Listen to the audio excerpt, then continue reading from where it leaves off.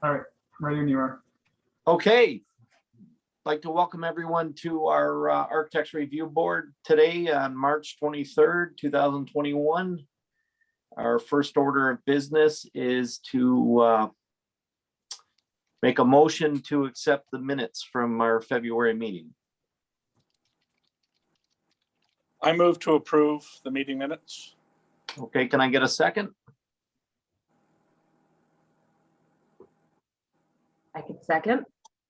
Okay, all in favor? Aye. Aye. Okay, Jeff, please note that the minutes for February's Architecture Review Board are approved and accepted. Noted. So first on our agenda is old business. I'd like to call up 1129 Highland Avenue. Our best construction for an entry addition. Are they here? I'm here. Can you hear me? Yes. Welcome. Okay. Thanks. Spring. I'm here too. Okay. Let's go over what your revised plan is. Okay, so you should have new pictures. The first concern was related to the distance of uninterrupted siding above the door to the peak of the gable. We addressed Her this. audio is not, your audio is not, I can't distinguish your words. I can hear you, but I don't know if you can improve that audio. Maybe it's just me. I think it's just yours, Mary. It was kind of broken up on mine too. Okay. I tested it, it was okay. Yeah, what those who are having problems, you might want to shut your video down and keep your audio on. See how that works. Do you guys have a copy of the description I gave you that discusses the changes and concerns? Is this on the email? Yeah. It was on the email and I dropped it off right there. So everything that you guys brought up in the last meeting is addressed in this document. So I'm just going to read it verbatim if that's okay. Yeah, I don't have a copy of it, so I'd All appreciate right, so the concerns addressed at the last meeting, there was a concern related to the distance of uninterrupted siding above the door to the peak of the gable. We addressed this in 3 ways. Number 1, we changed the roof style from a gable to a hip style. This change complements the main roof house or house roof style, which is also a hip. We also raised the door 8 inches, and there will now be an 8-inch tall step on the outside of the door to compensate for that. And we added a stationary transom window above the door that will align with the tops of the existing house windows of the main house. The two windows on the addition on the north side and south sides will also align with the existing tops of the house windows. I've got to interrupt you just for a second. Jeff, Yeah. do you have these drawings? Because what I was sent are not they're the old drawings.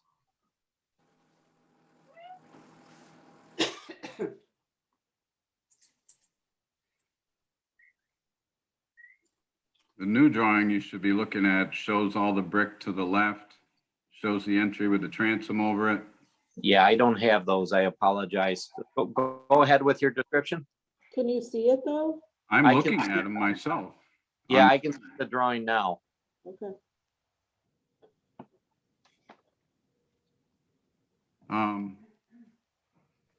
Let's see. So that was one concern you guys had, which I believe is very well remedied in my opinion. And you guys also wanted to know, or you wanted it noted on the drawings that the windows of the entry addition would be at the same height as the windows of the main house, which I've shown in all 3 elevation drawings. The other concern was how was this going to look in relation to the decorative louvered vent gable on the main house roof that is also drawn in there for your viewing pleasure. Bless you. Let me see what else was. The other thing was the door. Yeah. And there are 7 houses on my street that have just regular storm doors as the main entry to their homes. The 7 storm doors enter just into porches.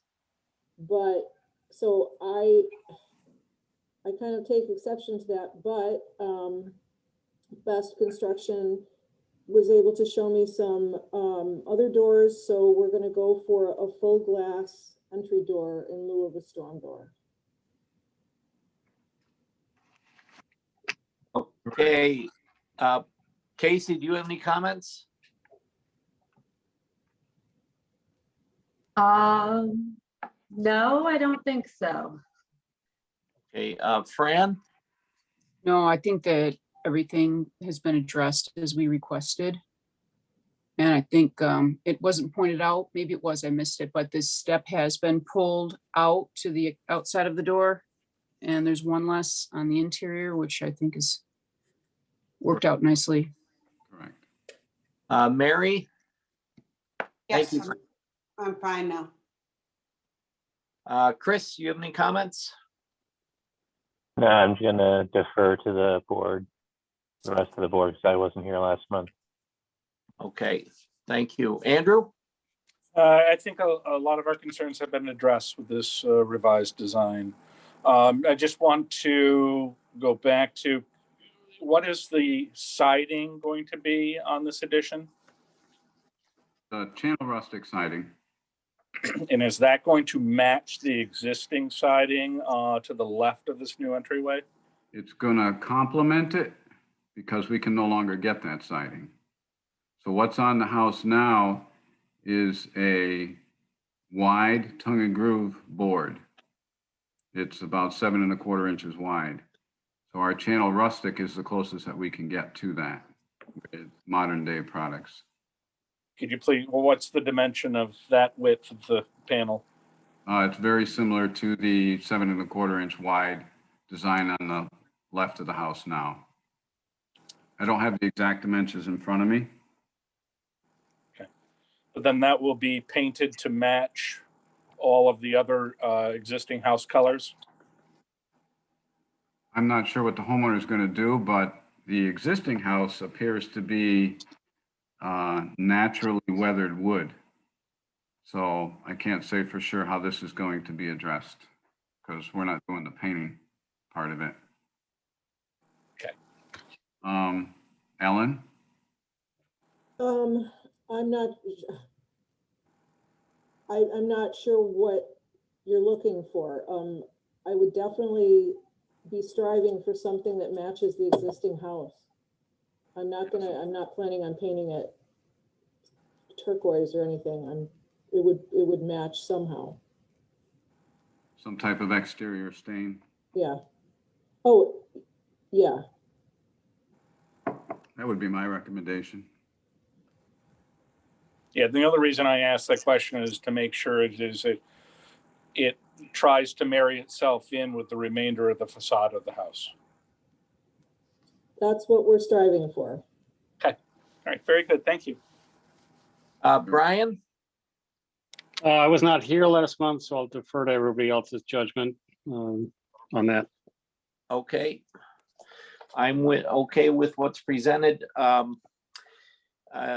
You guys can call Jeff's office first thing in the morning if you would like, or stay and watch our deliberation. But I appreciate you coming in to present, and you can call Jeff's office for the answer tomorrow. Thank you. Thank you. Thank Yep. you. Have a good Bye-bye. night. Bye. Bye. You too.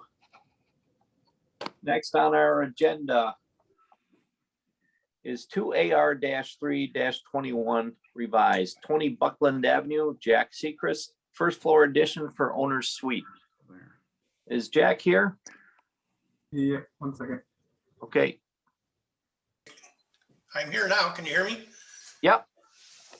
Thank you. Welcome, Jack. No, nice to be back. after our discussions last month, we talked to the homeowner and we tried to work the stone up to the underside of the windows on the new portion with using the old stone. But we ended up being about 10 square feet short of stone by the time we took it off and tried to put it back on. Plus the waste that we were going to be dealing with wasn't going to help us any. And so the way to marry it all was to take the stone off, unfortunately. We can't find anything near a 70-year-old stone, which is what it would be. We'd have a hard time just trying to make it work, I think. So that was our solution. It matches the garage on the other side. We'll keep the stone in the indented porch all the way around. Okay. Thank you. Casey, any comments? I don't like going first. No, I had to go first. I'm going to be faster tonight. No, I think it definitely looks better than the last time. As far as the plane, the actual wall plane, now that you're adding new siding to the existing portion, they'll just all be on the exact same plane, correct? No Correct. steps? Yep, all in line. Okay. Yeah, it looks good. Fran, thank you, Casey. No, it's a way to address the question we had last month, so I have no comment. Thank you, Fran. Mary? Yeah, I'm okay now too. Okay. Thank you, Mary. Chris? So don't want to step on the toes or take things in a different direction since I wasn't here last month. So I'm just asking this as a question. Did you explore changing the plane of that front elevation so that you could keep the stone that kind of wraps and goes into the porch area? Or are we dead set against having a change in plane there that might allow for a transition of material? Yeah, we talked about that and we looked at that, but we felt that it was more important to the inside of the house and the inside of the room. We would have, the only way to make that work I'm guessing would be to pull it in, and nobody wanted to pull it in. Right, and doing any sort of water table with the stone or anything like that, you think? Well, like I said, I don't want to take it in a different direction. So I'm just I'll defer to the rest of the board. Thank you. Andy? Yeah, no, I think this does address our concerns and our comment. And just to be clear, it's all new siding on this entire facade. So the dash lines that you're showing in your new elevation, that's purely just to indicate where the new addition starts off of the old building. Correct, Jack? We don't Yes, have that's any... right. Yeah, okay. Very good. Thank you. Thank you, Andrew. Brian? All set, it looks good. Okay. And I am fine with what is presented. Thank you, Jack. You can call Jeff's office tomorrow morning and get our answer. Okay, well, I'll see you in a couple of projects, so. Okay. Thanks. Next on our agenda is 2AR-4-21, 250 Edgewood Ave, Congregation Shema Israel steeple removal.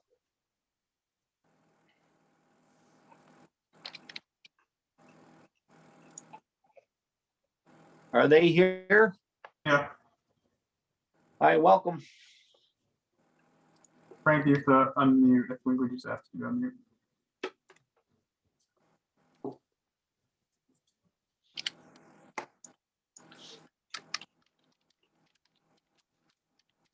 Oh, 1 second.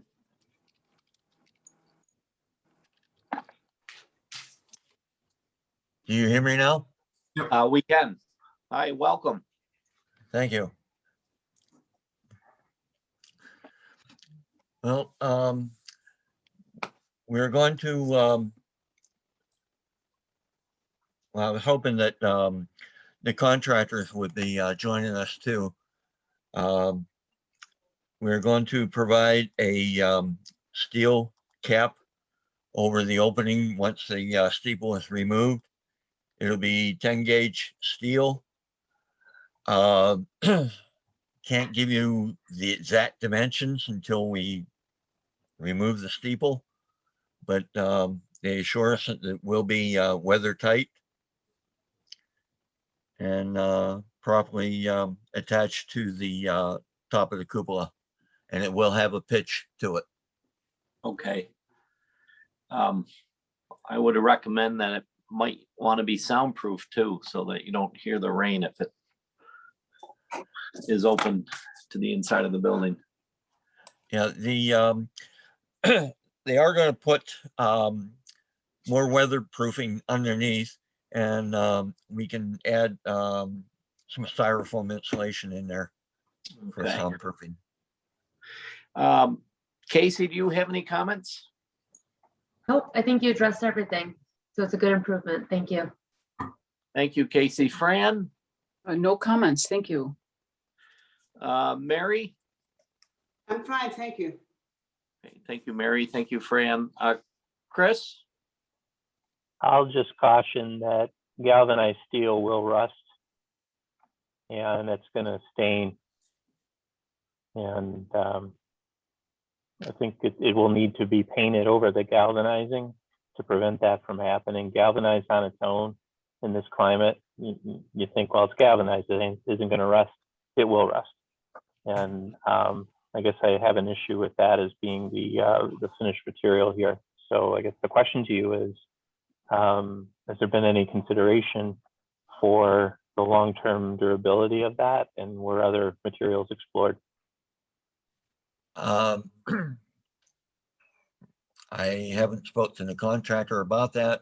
We do plan on putting our logo on top of that, and the cupola will need to be painted in the near future.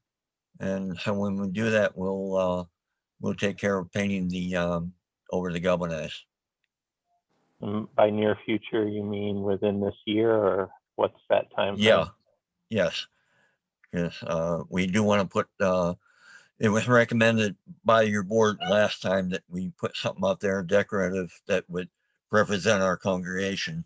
And we've come up with a couple ideas, nothing finalized yet, but we do plan on putting something up there, and at that particular time we'll repaint the cupola and the top of the cap.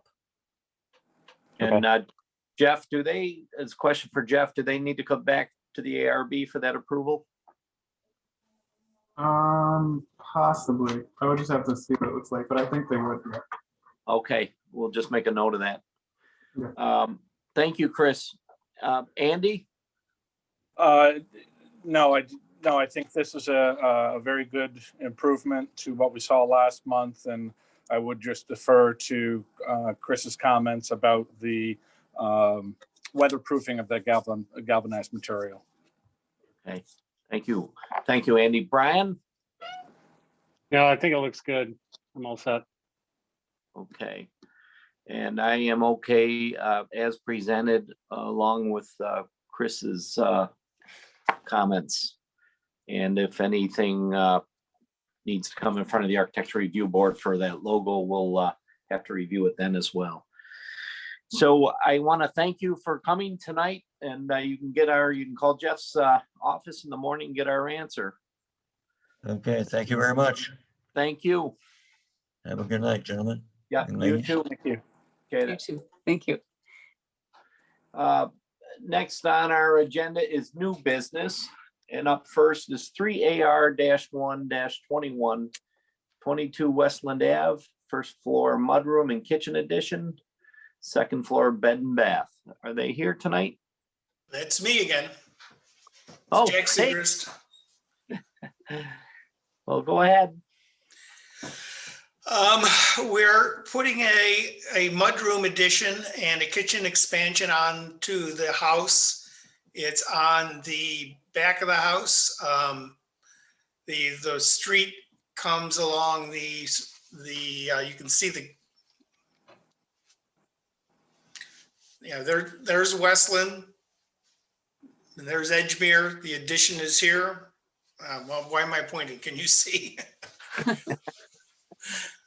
It's on the rear of the house, right where Jeff is putting the hand. We need to get a variance to build the mudroom, but it's primarily a mudroom and a kitchen expansion. We had some issues with the roof, as you can see when we're looking at this elevation. And that was the solution we came up with, which I thought looked pretty good with the existing house. Trying to match that gable roof. Windows will match, the trim will match, the materials will match. And we have a level change, as you can see, from the kitchen to the mudroom of about 2 feet. That we'll have to take some steps up. And that's why the difference in the height in the door and the window there. What else can I tell you?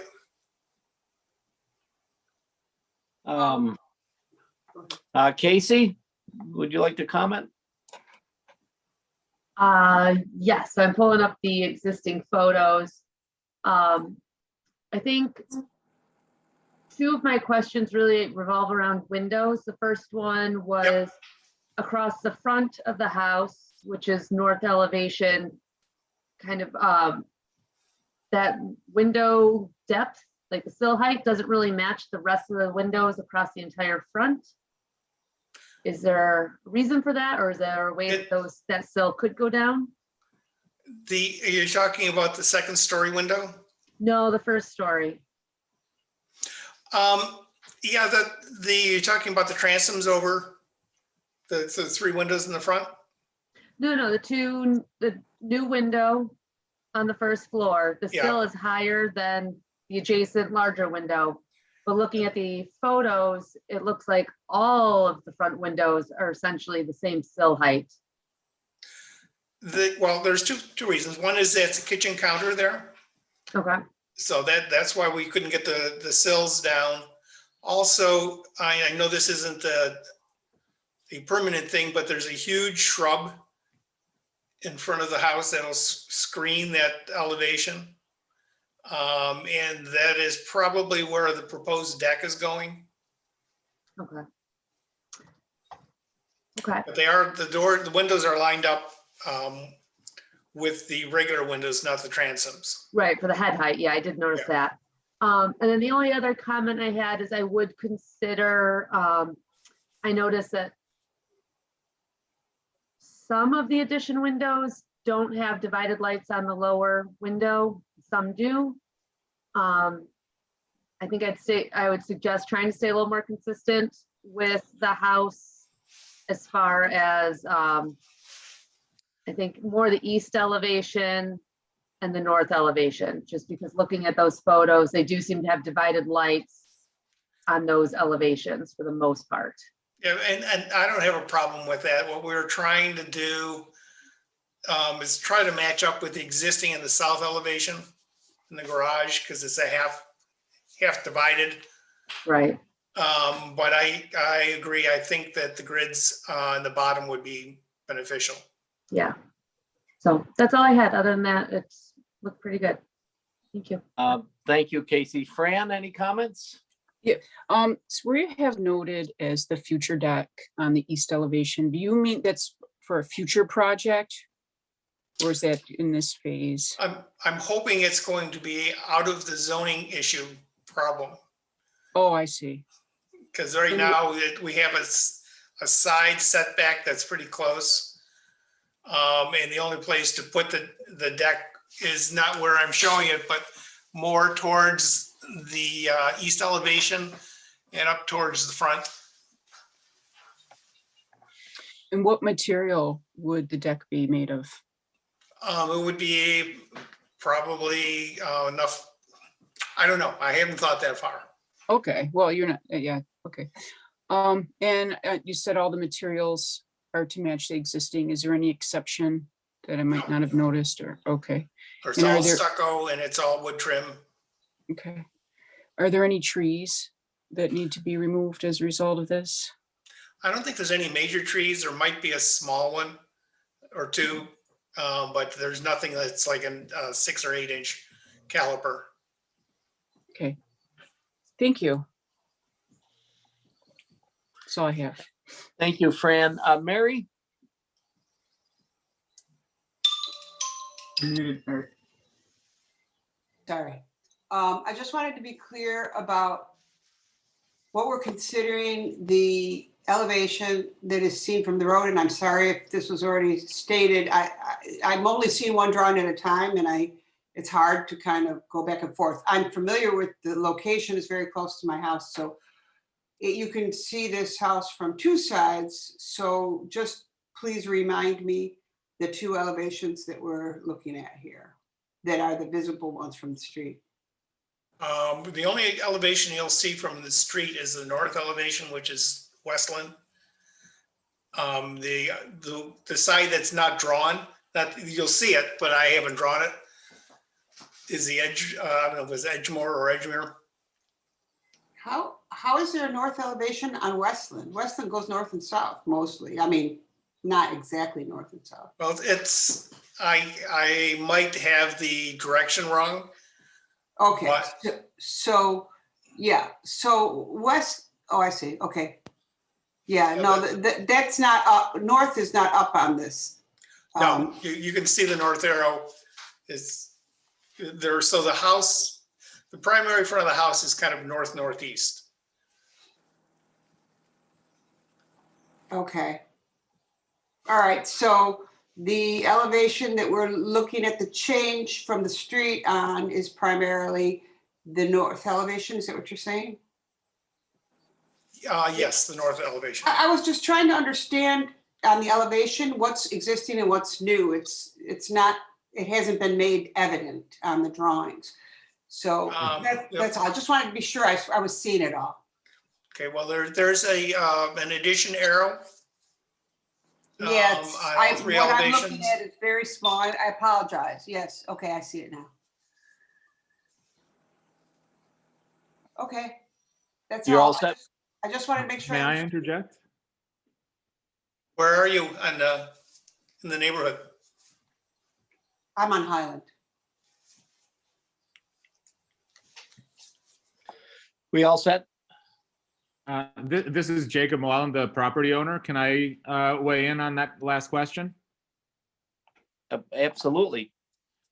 So from Westland Avenue and from Edgemere, there will barely be a view of this project. So if you can scroll back to the map, which is the piece that I can understand, Westland Ave is pictured on the top of the screen. The project is on the right. So the front of the house is where the stone pathway is seen heading towards Westland Avenue. The addition that is being proposed is on the right-hand side in the slanted lines. Much of that view is obstructed by a large tree and a large amount of shrubbery that is kind of a perimeter of the house. So all you would see is that, I mean, there would be a new, I believe it's a 12-foot width to that addition, but Yeah. much of that would be obscured by the existing tree and shrubbery that's in the backyard. And to answer the previous question regarding trees, there are no trees in the proposed portion that would need to come down at all. Okay. All right, good. Thank you. We still have to look at it as a Sure. corner lot, and trees and whatnot can be removed or lost. So the architecture's got to stand alone. So Sure. I appreciate your input. Yeah. Mary, you have anything else? No, I'm fine, thanks. Okay, Yeah, Chris, And from Edgemere Avenue, you will not be able to see any of this. I'm sorry. that's fine. Chris, any comments? I just want to make sure I'm clear on what I'm seeing in the south elevation. There is like a little pooch out on the left side there. That's, yeah, right there. What am I That's an looking at when existing I'm- garage cover. Okay. Oh, okay. I see it now. Right. And I knew that wasn't part of the addition, but that just kind of threw me off as to what I was looking at there. It What looks like about- it was an old addition. It's a 4-foot extension. So they could So- probably get their bigger cars in the garage. Yeah. Get the makes sense. old Cadillacs in there. I was just thinking, I was visualizing a 67 Coupe de Ville. What about the downspouts coming off of these roofs? So particularly on the east elevation with the shed roofs coming off, and there's several gables, there's a metal roof that comes into a narrow pinch point. How is the drainage going to work? I'm sorry again. I'm asking about the gutters and particularly the downspout locations and how those are going to be configured. Yeah, there would obviously be one on the, looking at the east elevation, there'd be a downspout on the right side of the new gable. And probably on the left side of the gable. And then we would have probably the downspout for the shed on the second floor would probably run towards the gable and connect with that downspout. It's too low.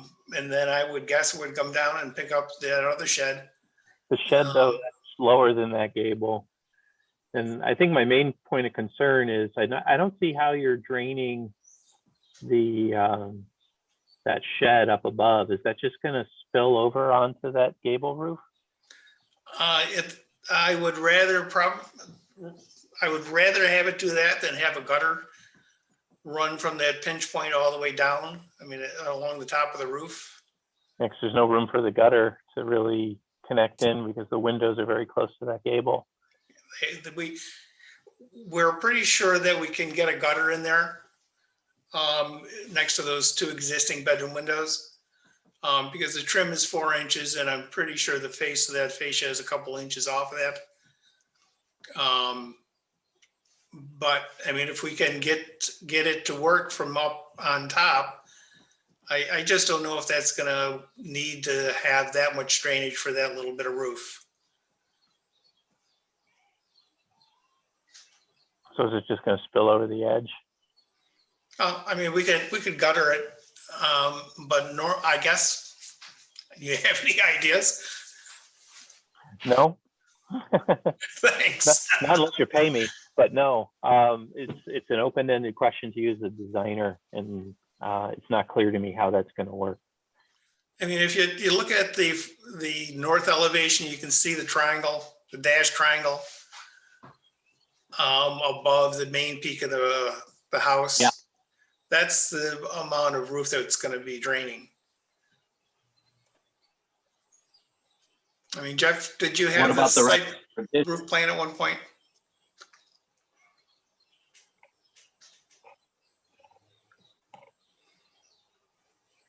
Yeah, can you see it on the right-hand side or left-hand side or right-hand drawing?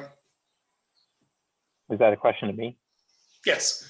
Yeah, I can see, I understand the amount of roof that we're talking about, and it's still a question as to how you're going to deal with that water.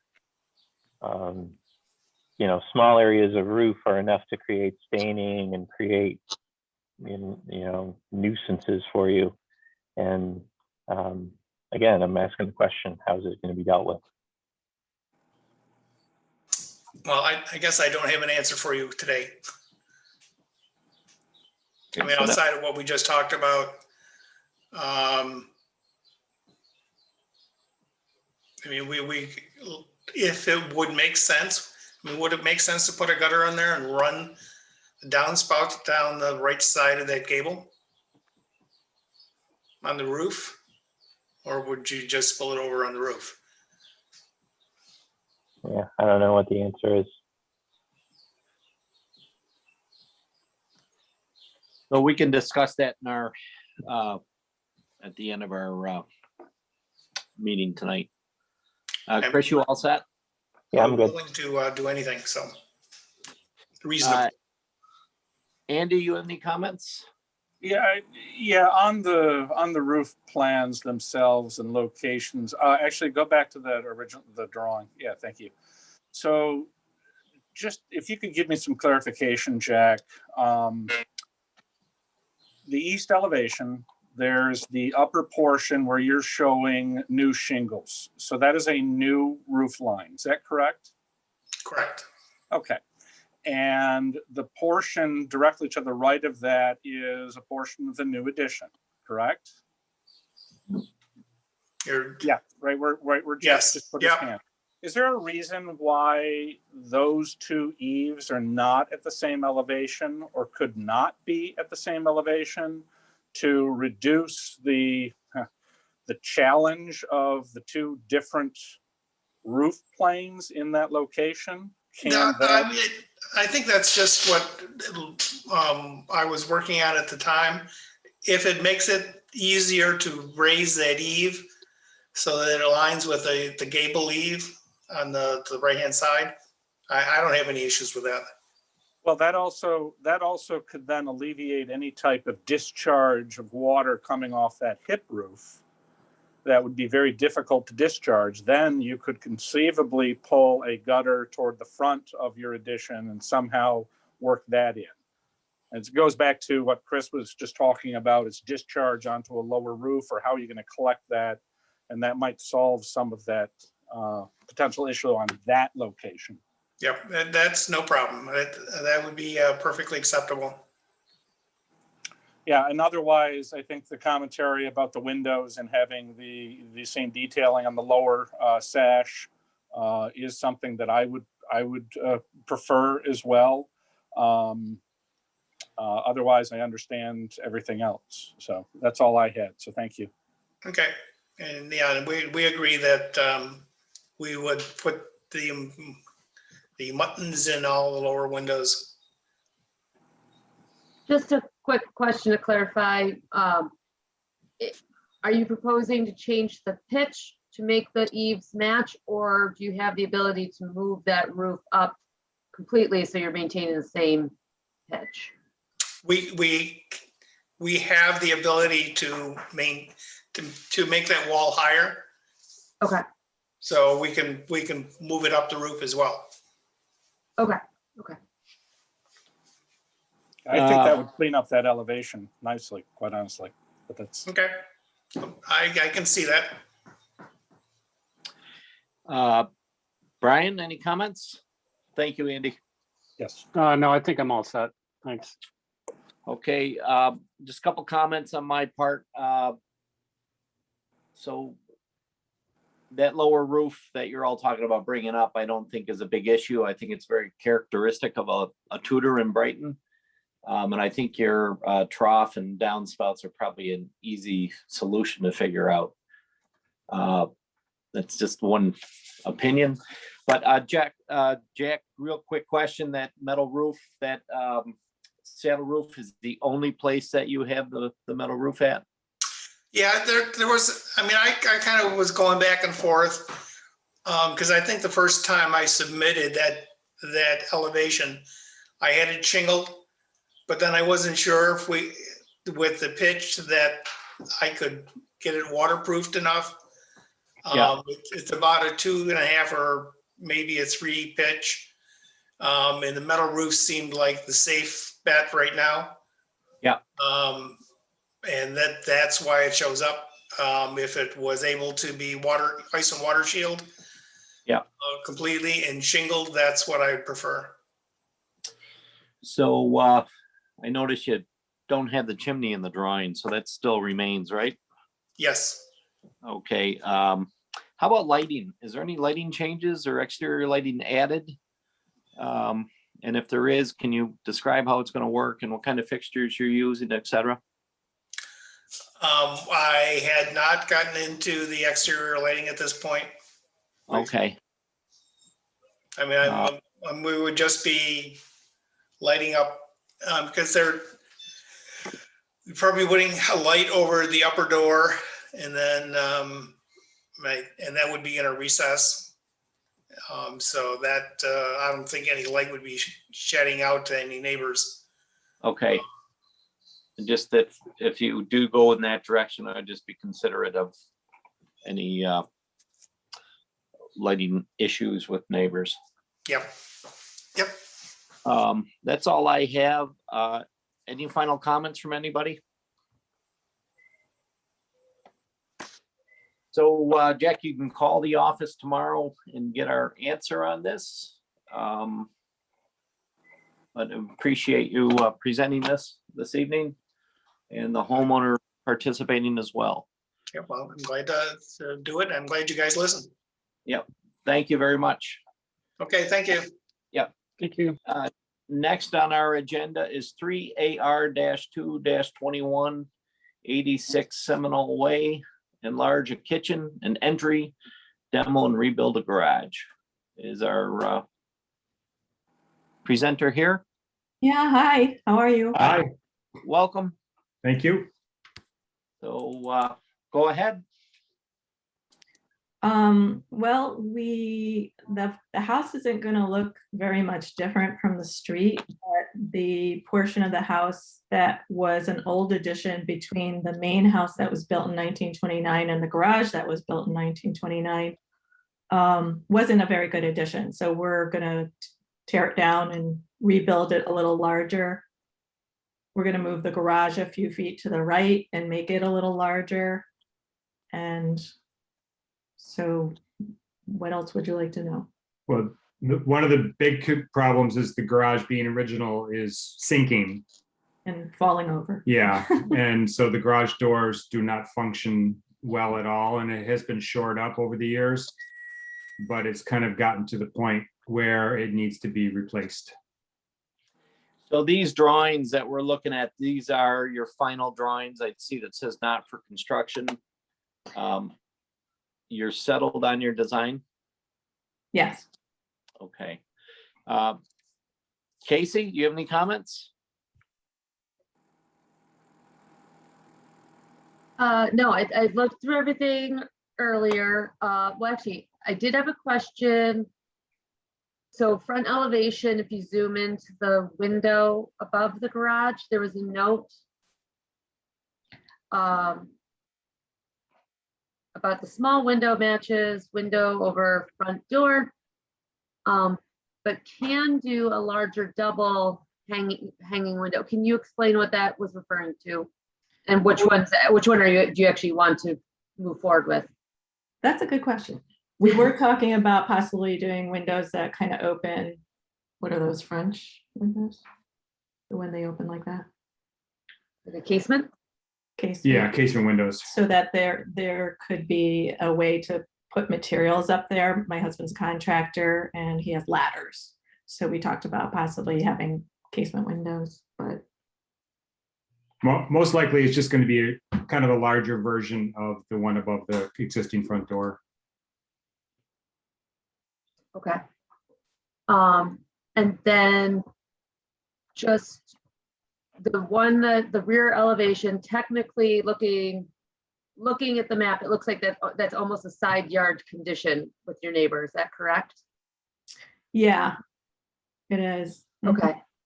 So I would just, looking at the map, it looks like it's close, possibly at a first floor window, but I'll leave that up to the board to discuss. But I did appreciate that you had, you have windows in other locations in the garage, which is really nice because that's one that we usually have to ask for. So yeah, we just might need to consider the rear elevation since it is facing another property pretty closely. So I'm not sure, the rear elevation shows the new window up top. Right. The two windows that will be the back side of the kitchen facing our neighbor, and the small window, which is the bathroom window, those will be new. Okay. The only thing that has been in that spot was a small bathroom window from an old powder room. Okay. So there's no window there now in the garage. No, they actually just have the stucco. Okay, thank you. That's all I had. Thank you, Casey. Fran? What is the style for the new garage door? You went from a double to a single. Yeah. We haven't even shopped for that yet. It's currently set at 18 feet on the recommendation of the architect. And I don't know what the options are. I would like it to have some windows across the top, a row of windows, and then some kind of panels, possibly with some cross, faux cross bracing, to kind of give it a little more detail. But we haven't shopped for that yet. Okay. And the materials for the siding and the roofing, what would those be? So we're gonna match the stucco that's existing. The windows are gonna match the existing windows with the 6 lights up top and the 1 light below. Roofing will again match the existing, which is just typical brown. Mhm. What's that? called? Asphalt shingles. Asphalt shingles. Yeah. Okay, thank you. Mhm. Thank you, That's all. Fran. You're welcome. Mary?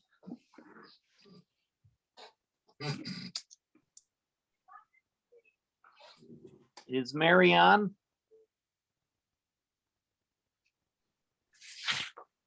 All right, skip over Mary. Chris? So if we look at that garage elevation, I have an issue just visually with the width of the door, the placement of the person door so close to the corner. It all just doesn't really look like it's well proportioned. But beside that, I'm not an expert on the residential building codes, but I recall from when I constructed a garage at my own property that there are code requirements for the wall that flanks the garage door in terms of having a certain width of solid panel. So I think that you may have a structural issue there with that as drawn, that it may not be up to code. But that aside, I think visually that's not working super well. And I get why the garage door is positioned where it is in plan, that there's that stair up into the house that's kind of off to the side. I'm wondering,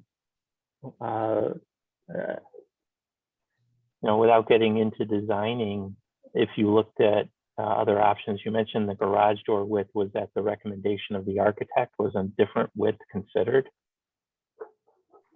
I think we were trying to accommodate my husband's pretty big work truck. And he's never been able to park in our garage because the garage hasn't been wide enough. Are you going to be putting that work truck and another car in there? Yeah. I see. Yeah, and we actually, I think his recommendation was that going any bigger would just look weird. It just wouldn't fit in the neighborhood. And so 18 was what he Oh, thought. yeah, I definitely agree with that comment. And it doesn't, I see that the entry precludes the idea that maybe that person door switching over to the side at that location just to give that front elevation a little bit more stoutness. So I'm trying to figure out what is it? What do you, if we zoom in a little more on that area? Yeah, so it looks like I don't have the ability to annotate, right, Jeff? I can turn it on. Yeah. Could you, Jeff, do you also have the plan view for this too? Yeah. That might be helpful as well. Chris, at the top, you can request remote control. I've got the annotation function now, but what I was saying is that to the side of the door, there's some requirement, and I don't know what it is. Oh, I see. Okay. Where you've got this gets sheathed and then nailed at a very dense nail spacing. What it's doing is it's giving you some shear resistance from movement in this direction and back and forth sideways. And it's part of the building code or the residential code. But just let me clear my annotations.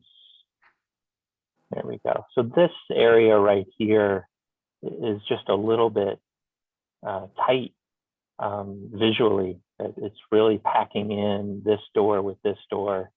It looked like in the plan, though, the ability to move it around to that side, the stairs were in the way. But were there any other options that were studied for that corner in particular?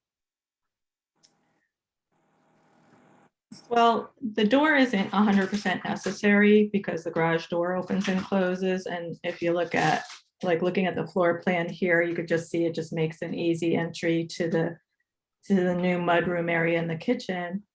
But it's not 100% necessary. What would you think if that weren't there? Because as you pointed out, in the winter, if you're pulling in, this is your route into the house. Mhm, If you're right. not pulling in, it's just as easy to do that as it is to do that. I think that may help out in a couple of ways. Number one, if there is an issue with code, that might solve it. But visually, I think that would be a lot better for it. Mhm. I might suggest too that you consider a person door off the back. Visually, I think that might add some interest to that blank wall, but I think also functionally, I don't know. Well, that face is just like a 6 foot or 8 foot offset from our backyard, but it's their side yard. Oh, I see. Because we're in a corner lot. But I could see putting a door, I'm pointing, it's not helping you, but to the right of the garage going into what's really our backyard, which is a side yard, because it's a triangle. Here? There or, yeah, or farther back, yeah. Or there. Got it. Where you could wheel out the, your lawnmower or what have you. I think part of our thinking there too was that, when the kids get home from school, that little corner of the garage will be used as, as much of a catch-all for muddy shoes, as opposed to bringing them in the house. There's not a whole lot of room there because your door swing and your stairs, I don't know where the shoes are going. Yeah. I mean, they will have the code to the garage door. So actually there again, they could just use the garage door. Yeah, if the door weren't there, by contrast, you would have room for a shoe repository, And anyway, I think that needs a little bit more refinement. Okay. Yeah, that makes sense.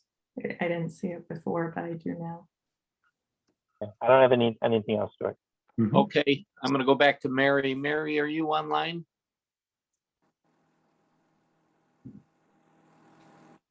Mary. Is Mary okay? Next, Andy. Yeah, I echo some of the questions and the concerns that Chris has. I feel it's a little bit awkward having, and I realize I'm looking at a flat panel right now with that facade, but having 3 doors that I'm viewing from the street also is an aesthetic issue as much as a functional issue. I think if that door were removed from the front, then it gives far more credence to the other 2 doors. That being said, you may have the ability to put the door around the corner. If you go back to the plan view, please, Jeff.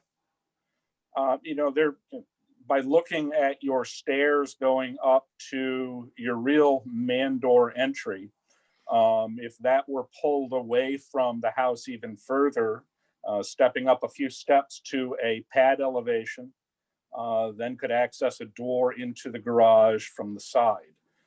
Whereby also reducing the number of steps you have going up from the garage directly to the door. I'm throwing another potential thing that your architect could take a look at.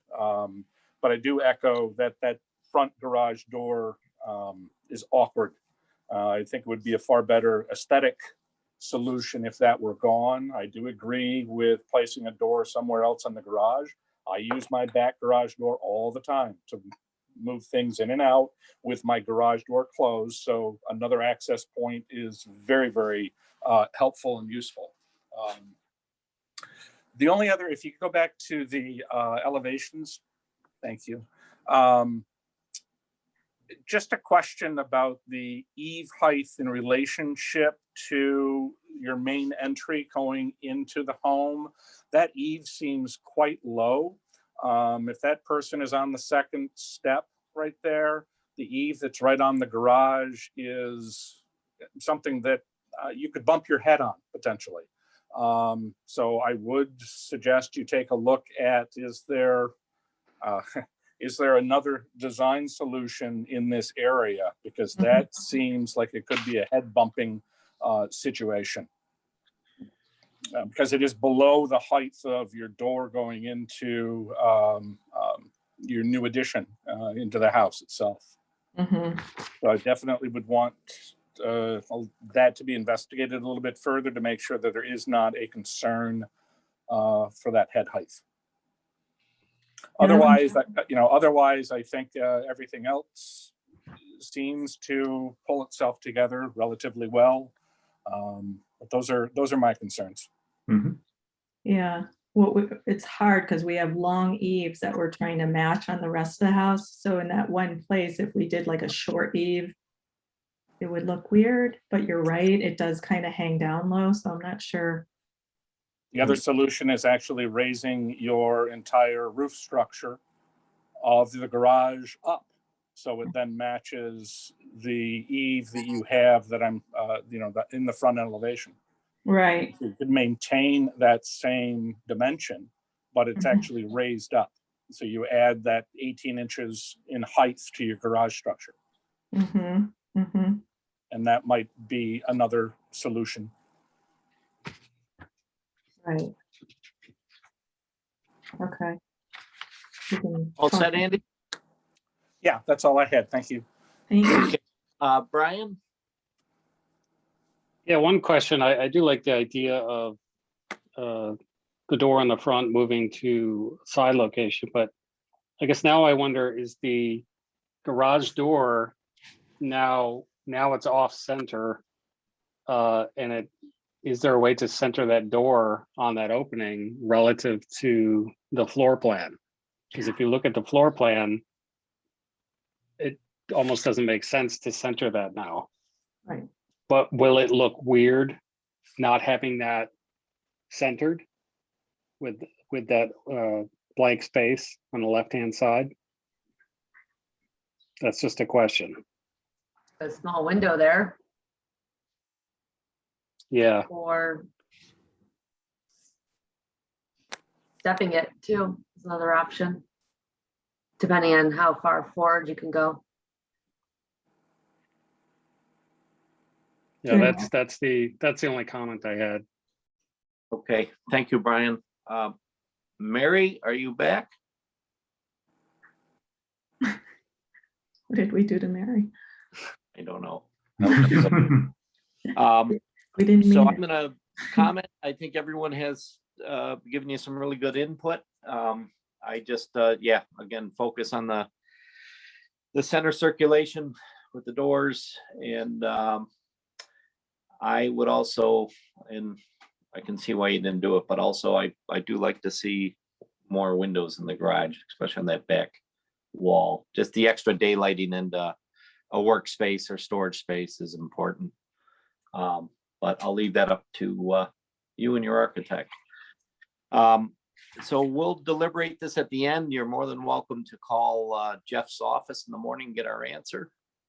And we'll go from there. We really appreciate you presenting your project and wish you a good evening. Thank you. Good night. Thank you very much. Thank you. Bye-bye. Thank you for all your input. You bet.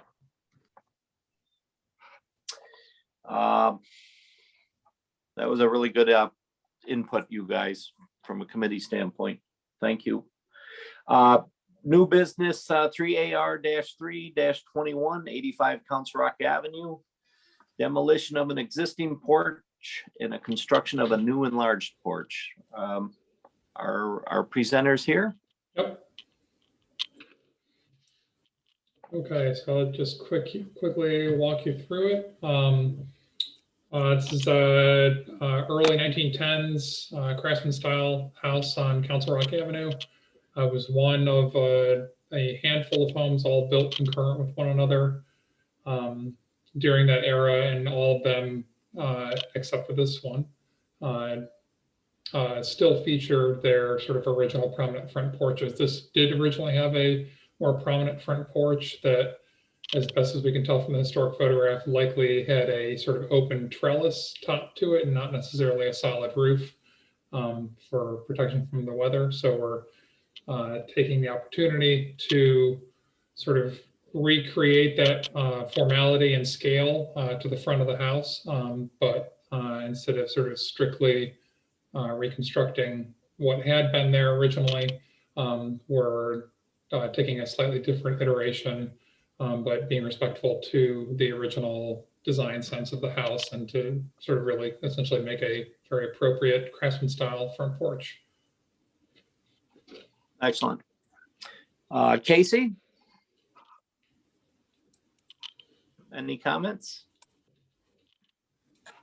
Am I losing my commit? No. I guess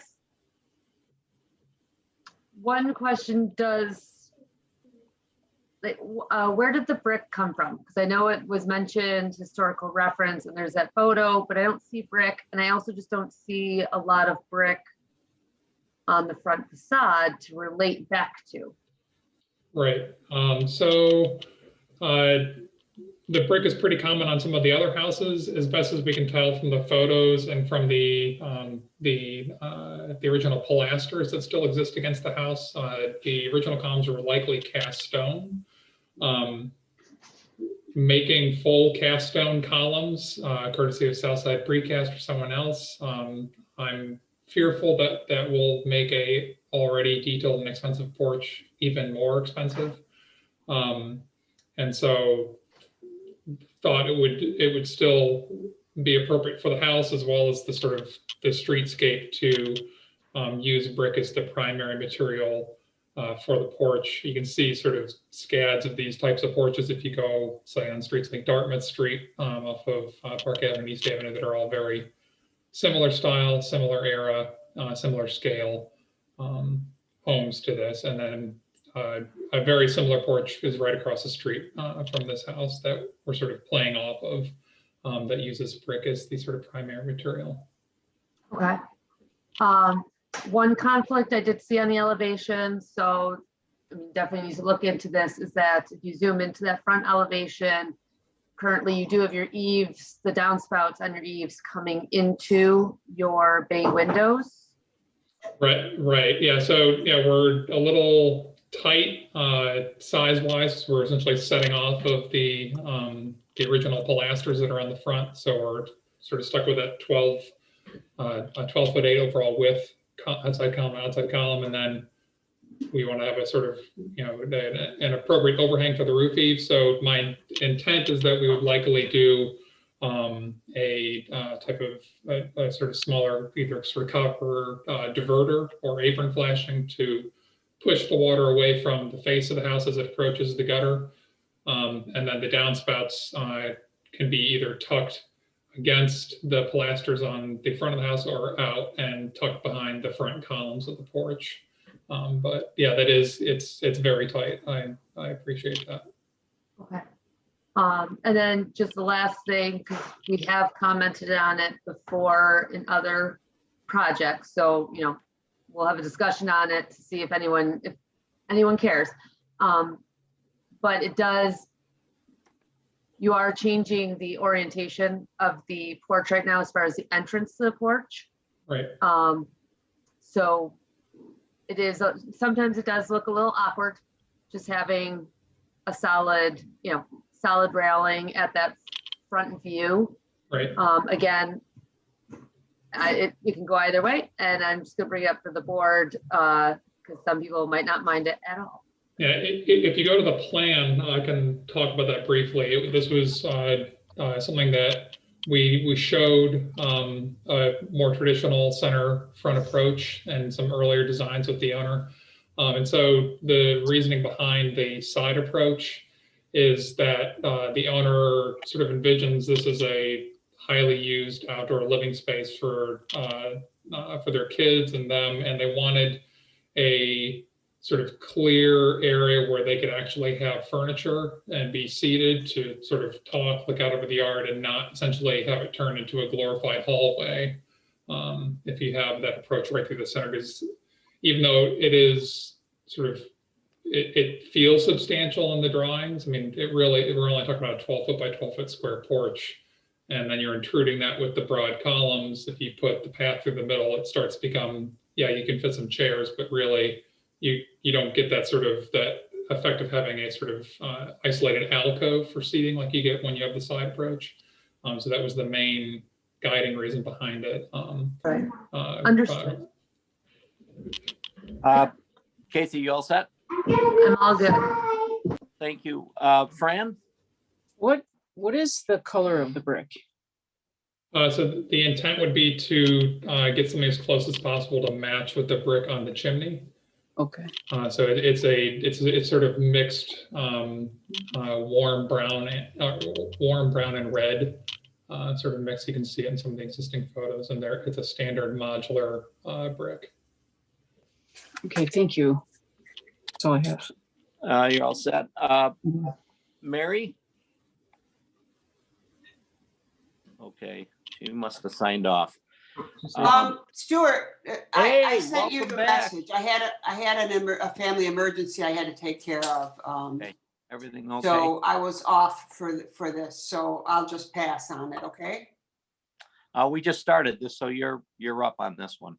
Okay, so I saw the drawings and I'd rather hear what other people are saying on this because I looked at it before the meeting and it looked okay, but I don't want to pronounce anything on it until I hear, other comments.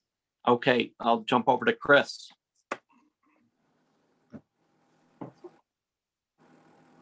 Chris, are you there? Yeah, I am. I went to click on mute and all of a sudden I disappeared. So, yeah, all I was going to do for the benefit of the board is note right across the street, there's something very similar that I pulled up as we were looking because you mentioned like similarity to other porches. And anyway, as far as this goes, I don't think I really have any questions or concerns. Okay. Other than, I was going to ask if I could buy the house for $20,000. Yeah, wouldn't that be nice? I mean, You might be able to contribute to the porch. I'll go in over asking if that's what needs to be. No, I just, it's amazing what houses cost now versus what they did then. You're all set, Chris? Yes, I told my one allotted joke for the evening, so I'm now all set. Thank you. Thanks. Andy? Yeah, and I have similar questions what Casey had raised, especially about the eaves and the downspouts directly in front of those windows. I guess my question is, did you look at elevating that roof structure by a foot or 18 inches so you did not have that situation? And is that something that could be done? As a primary question. I am a little concerned too about the side access to that porch. I understand all the reasons to have a side access, but it is if you bring up the existing conditions photo, I mean, a front approach is what a porch is, and that's why you have sidewalks that go to the front, so it directs you immediately to the front door. That sidewalk seems very, very tight to the building. So you're going to be very, very limited on any type of treatment of the foundation between the sidewalk and the wall of the house itself. If you go back to the plan, please, Jeff. So I do have, I echo a concern about the front approach versus that side approach.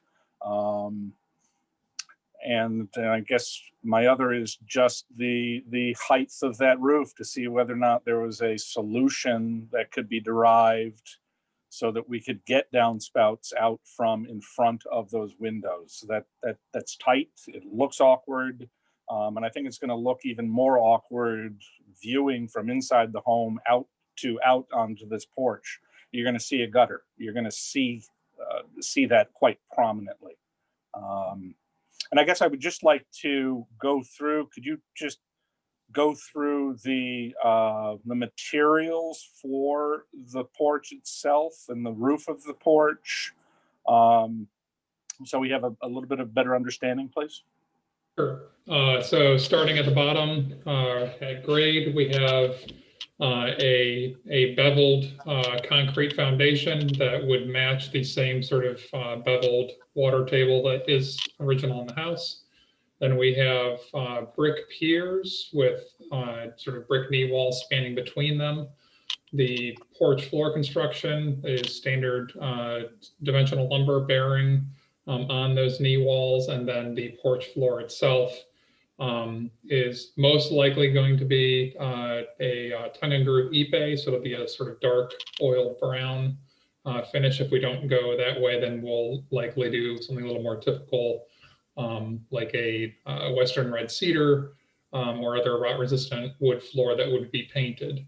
The wood guardrails, those would all be either sort of Western red cedar, oak, mahogany, some sort of rot resistant wood appropriate for an exterior application that would receive a opaque painted color. In this case, would be painting all of the balustrade as well as all the elements of the roof structure are to match the existing trim color on the house. So we'd have sort of that essentially white for the guardrail as well as the timber and exposed rafter structure of the roof. As to the question about raising the roof, so we are sort of stated as the sort of initial project goal is to, in large part, try to recreate and emulate the original design intent of the house. And so with the height of the beams upon which the roof rests are set by the existing capitals on the pilasters. If you go up to the building section drawing, you should be able to see the pilasters there against the side of the house there on the far right before where you sort of cut into the vestibule there. And we're seeking to match the capitals that are existing on those for the new piers. So we'd have to sort of attempt to deconstruct those pilasters and try not to damage the existing capitals if we were to try to extend them upward. I think proportionally it would look a little odd. It certainly is creating a functional problem. There's no doubting with that, but I think by addressing it with a sheet metal diverter in the vicinity of the wall of the house to make sure that we're directing water away from the house before it even gets to the gutter should cut down on potential for spillover. And I generally wouldn't recommend bringing the eaves in any tighter than what they are. I think the overhang that they currently have is generally acceptable in comparison. I mean, the main house's eaves are enormous, but these eaves still, to me, feel proportionally correct, but you can't really push them any further. As far as their visibility from the window, would direct you to sort of see the photograph from 1921 of the original veranda, and you can see that the rafter tails of the veranda roof structure are, for all intents and purposes, they are definitely overhanging the columns, and they appear to essentially just run into the two-story bay windows. So as far as them being really close to the windows, it to me seems very similar to what had been built in the house. Did we see that image of the 1921? Mm-hmm. Do we? Oh, I'm sorry. Yes, thank you. Okay. So it was. And I would also highlight, as best as you can, I mean, infer from a photo that's not the clearest, to my eyes, it appears that there's a solid balustrade in between the columns. So this porch, at least from what we can see from the photo, does not readily appear to have front steps as originally built. Okay, I'm sorry, I didn't mean to be out of turn. You guys can circle around to me after.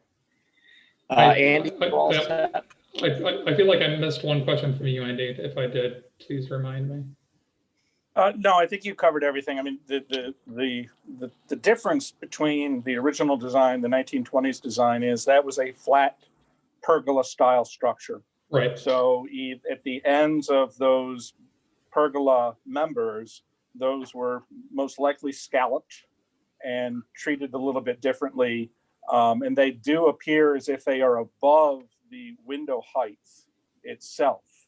So I don't believe that you're gonna, it's hard, it's very, very difficult to tell from this 1920s photo. So I understand everything that you're explaining. I understand your intent.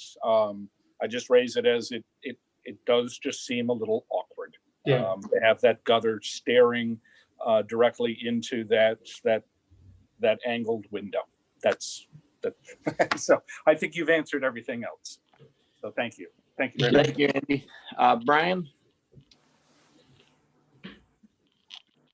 Yeah, I think I'd echo some comments that were already said, so I don't have anything new to add. The only thing I wanted to ask is with the sidewalk that they have planned, is it both having, can we see that picture again? Is it that they want to do it like this, or is it that they want to have it come out to the side, or have it sort of be the curved piece in the front that leads to the porch? Do they want to do both as it's shown? Yeah, they want to do both as sort of a semi-public approach, which is the sort of length that heads, sort of towards the public sidewalk, but then curves towards the driveway. And then the shorter leg is seen more of a direct approach as a sort of car drop-off before running back to their detached garage that's, another 150 feet down into the back of the lot. Okay. Andy, Brian, you all set? All set, thanks. Okay. I'm going to apologize to my committee because I'm going to have to do this. So I remember the original porch. I grew up on Council Rock and East, and that porch was a full-length porch that expanded right across the front of the house with 2 different levels. And it was a solid roof on the top, but it was flat with those trellis-like shelves on the sides. It had a wall all the way across the front, and it was side-loaded. So your orientation for the driveway is original, but it also had an orientation to the house to the left. So it's interesting because that was a great porch that a lot of us used to use as home base and hide and go seek. I think it was ripped out in probably the early 70s by the Hall family. The only thing I have to question is the lighting. The brick definitely was not original material. So if there's any lighting on the porch, and then also, is there any ventilation going to be added to the crawl spaces? Because there is a lot of lattice work on some of those original porches to the space underneath in that neighborhood. And then the only other comment are those piers that you have on the driveway. I don't see them sustaining a future due to our climate with the snow plowing. And I believe one of them is probably too close to the property line. Jeff, I don't know if they need to get a variance for that or not. But I do like the new porch design. So that's about it.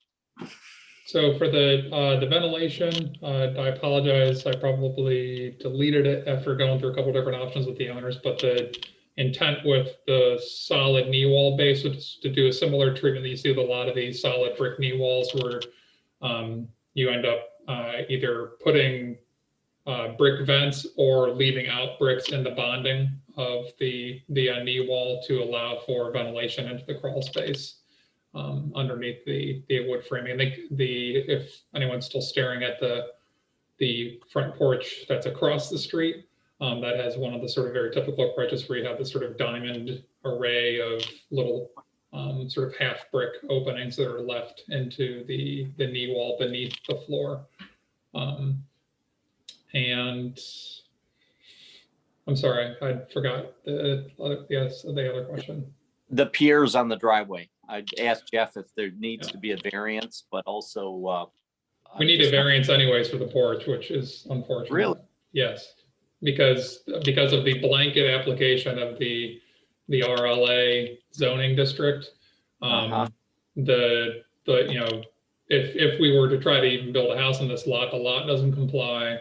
The house is already 10 feet into the setback, not even including the front porch as far as the front yard setback. So essentially anything we're doing on the front, short of building steps to the door, we need a variance for.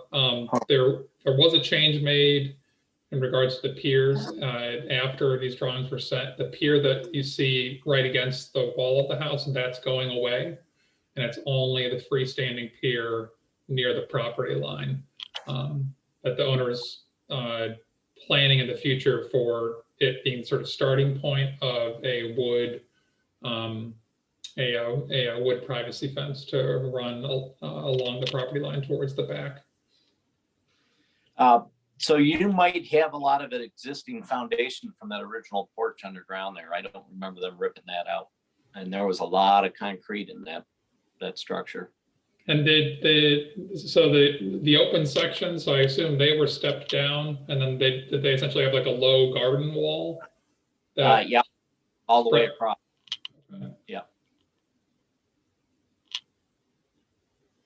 We suspected there must have been something because the foundation is sort of oddly half dressed and half not dressed either side of the porch area. So we didn't think we had quite figured out everything from, because it's not super clear from the photograph if there's things extending out into the landscape from the porch. Yeah, so it came out about as far as you have proposed, and it ran, if I remember, there's just a little bit of setback, but then it ran the full length of the house. Okay. Concrete terraces on both sides. So it was massive.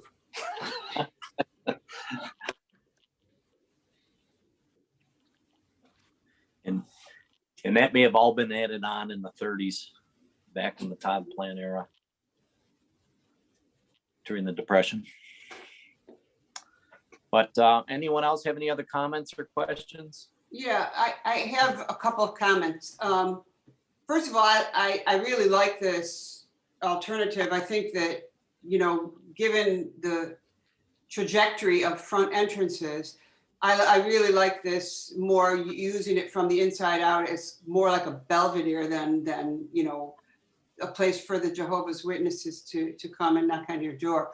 I think it makes the space usable, and that's a big improvement. And the only thing I don't like is that walkway, because that kind of a circular curve, I just don't see it with that style of house at all.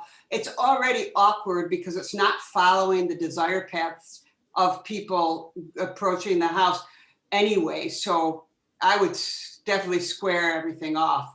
I think it would be more suitable with the style of the house. I'm just throwing that out there.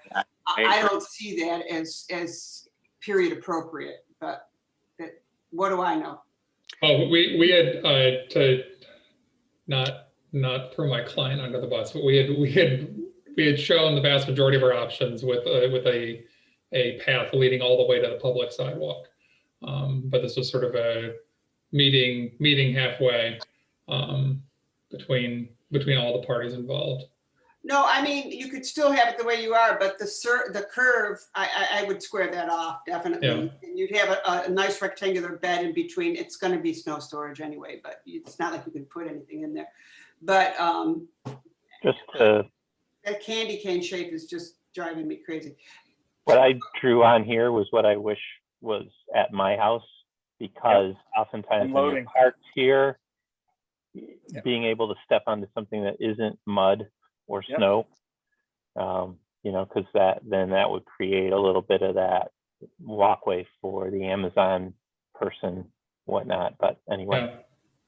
Yeah. And that was something that we had studied, that almost made the final cut. Well, there's also the possibility of just making another piece of geometry that doesn't have to be linear at all. It could be It could be a rectangle, a paved rectangle, and you walk across it in every way you can. It doesn't need to be lines. It can be a shape. Anyway, enough said. You all set, Mary? Yes, I am. Thank you so much. So I'd like to thank you for presenting, and you can call Jeff's office in the morning and get our answer. Okay, thank you. Yep, appreciate it. Have a good night. Thank you. Okay, next on the agenda is our signs. Are there any more presenters tonight, Jeff, or we are all set? That's it. Okay, so we'll move on to sign 1604, 749 East Henrietta Road, fast signs, a directory sign, and face sign. They didn't put in any changes for it because the lady that's doing the freestanding signs isn't the same person who did the building face sign.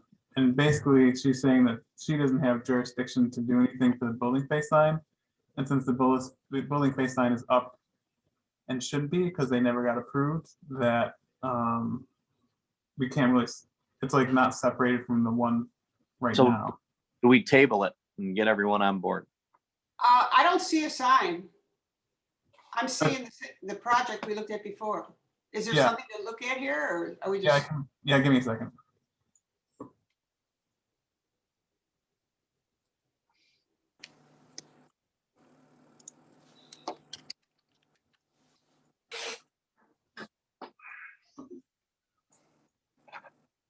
This one. Okay, thanks. So is that a photo looking at what's actually there? Yeah, they put it up on the building already. Oh. Who makes them take it down? We're gonna be signing them a letter soon. Okay. Weren't they supposed to clear the incision in the facing material or the arches? Yep, and that's something we've said since the beginning, like even back, I think the first time they came, this was November or something. So this is just defiant behavior? Yes. So let's go down the line. Casey? Wow. So what are we reviewing?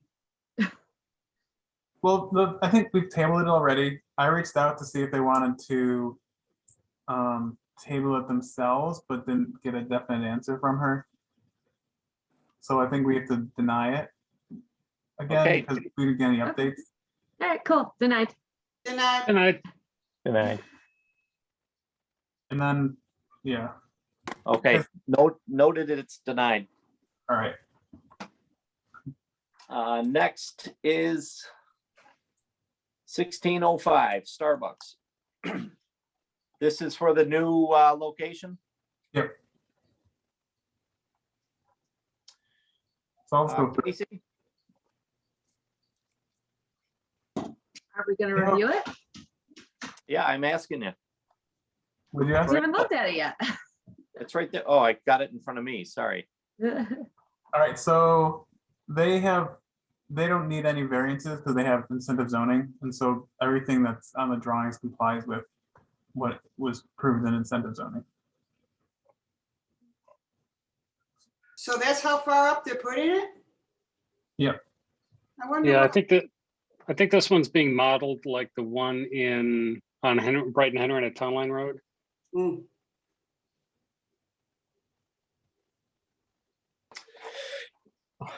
Okay, has everyone looked at it? Yep. Yes. Casey? I don't have any comments at this point. Yay or nay? Yay.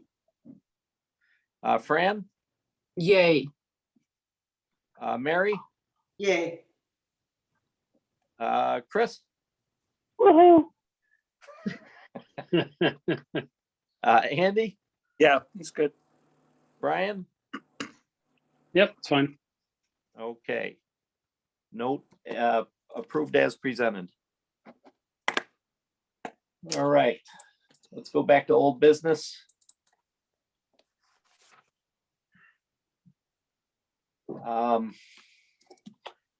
Casey on 1129 Highland.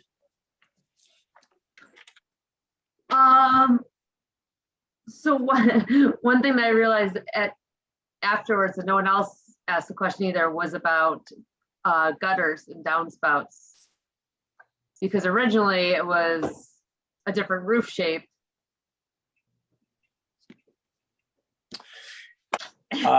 We can add that into the notes. Okay. But yeah, other than, I mean, it's still a little goofy. I did want to, I have a little concern still about the construction of it. If you zoom in to the section, it's just exposed pressure treated wood around the base of this thing. But from the aesthetics of it, they did a little bit better than last time. That's all I got for you. Okay, so we probably have to be careful because a number of us did say that they answered all our questions. So I don't like going first. I didn't have time to like get everything. But it does look better. I mean, the scale is much better. They got the door. I was comparing it with the last one, and it's a huge improvement. So Casey, I've noted that you are never to go first again. Thank you very much. I will delay my entrance to the Zoom so I fall lower on your list. Fran? They addressed the concerns we brought up the first time, so I have no objection. Okay, thank you. Mary? I'm fine. Okay, Chris? Oh, he deferred, right? Yeah, I was gonna say, I really wish I was here last month to understand why they're putting an outhouse on the front of this building. So yeah, I'll abstain. Okay. No, this is going to be on YouTube forever, right, Chris? Well, Chris, you can vote no. I don't think that would be fair, right? I mean, I wasn't there last month, so I'm just gonna abstain. Okay, Andy? Yeah, I mean, they had responded to our comments. They did do some revisions to it. I still have some concerns of the overall design, but it is much, much better than what was presented previously. To that, I guess I would approve it versus denying it. Okay, thank you. Brian? I'm fine with it as it's shown, but I do have a question. What was the comment about the door? What was the issue with the door the first time? They originally just had like a screen door or storm door. They're putting a glass door in. So they had a storm door with no actual door? Yeah. Yeah. On the last one, and it sounds like they did a more solid glass door. Okay. All weather. But Okay. one of the other issues was that they had the door 8 inches lower, and they had a different roof structure. I don't know if Jeff, you can bring there it is. So it really was a shed look to the front. Oh, I see. Okay. And so at least they mitigated some of that by taking, and unfortunately there's 3 steps in the interior of this that lead up to the real door into the home. And we asked them to investigate whether or not there was a way to, put the steps on the exterior of the home so you didn't have that issue. There was comments about clearance within the structure itself once you get in through that front door, et cetera, et cetera. So okay, what they came back with is at least 50% better. Yeah, not 100% better, but the windows also now coordinate. That was the other thing. Yeah. Okay. Brian, you're approving? Yes. Okay, and I'm approving as presented. So note it is approved. Noted. Just make a note about proper drainage and troughs and gutters. Okay. Next is 2AR-3-21. Buckland Avenue. Casey, I was okay with this one. Approved. hey, Fran, Approved. Mary, I think it's, yes, better. I approve. Chris, do you want a yay or nay? Yeah, I'll approve it. Okay. Andy, Yeah, it's good. Brian, Yep, all set. and I approve as well as presented. So note that 2AR-3-21 is approved.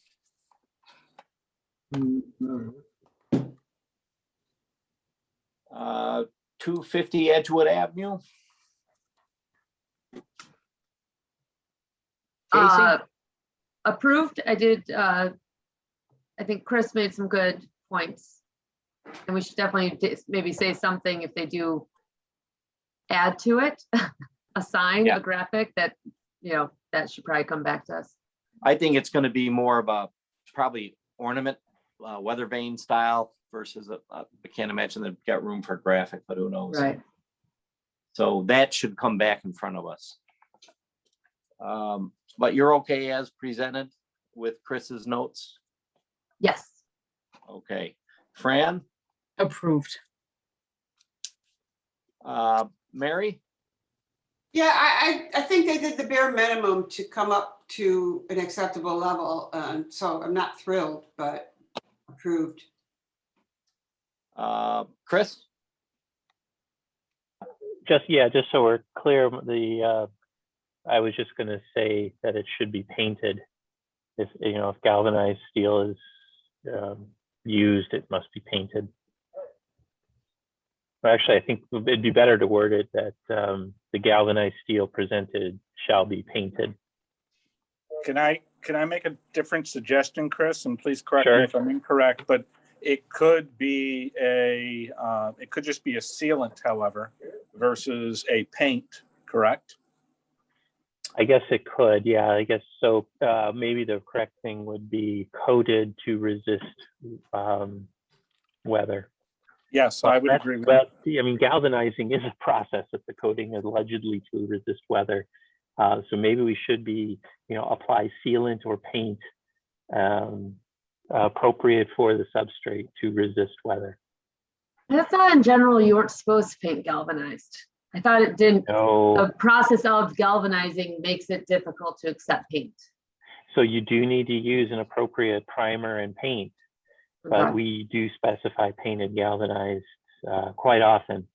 Yeah. Galvanizing on its own is not enough, especially Right. for an application like this one. Right.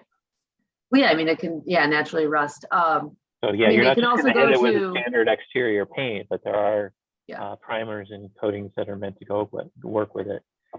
And then the other options, they could also do an aluminum cap, They do they come in aluminum, they standard could do zinc. Kynar colors. Yeah, they might actually make out better with zinc or copper, frankly. Yeah, But anyway, 10 gauge galvanized steel, that's almost steel plate, it's thick. yeah. So whatever, They got an HVAC company doing it, so they got to cut the tin. Do you want to do that as a condition or a recommendation? no, it should be a condition. Okay. The galvanized noted shall be sealed or painted with a material compatible with the galvanized coating. Okay. Everyone good with that? Yes. Yeah. Okay. Brian? Yeah, I'm fine with it. Why were they taking it down to begin with? Anyone know? It was a Christian steeple. Yeah. It's now going to be a Jewish temple. Oh, okay. Just curious. So Andy, I didn't mean to cut you off. You're okay with it? Yeah, no, I'm fine with it, with that condition that Chris had mentioned. Yep. Okay, so note it approved with the condition as stated. So on the new business, 22 Westland, 3AR-1-21. Yeah, Casey? actually. There were some really good points that were brought up after I went, so they were all That's good not- points. That's not the, is that the correct one, Jeff? No, I closed it. Oh, okay, just kidding. Casey? Which one? Westland. Westland. Tudor. Yeah, I mean, I would do. I'd go for approved with conditions. I know we talked about some window stuff. But I know there's bigger concerns with roofs. I don't know if people can agree with the roof changing and still do approved with conditions, so. Next, So are you yay or nay? I would feel comfortable approving with the conditions that we talked about, which included the window grids, the change, some of the adjustments in the roof. And proper drainage? Okay, Fran? I approve, and I also agree with the conditions brought up earlier regarding the windows and the drainage. Okay. Mary? Same here. What Fran said. Okay, same as Fran. Thank you, Mary. Thank you, Fran. Chris? I would vote for tabling simply because I think the solutions in the roof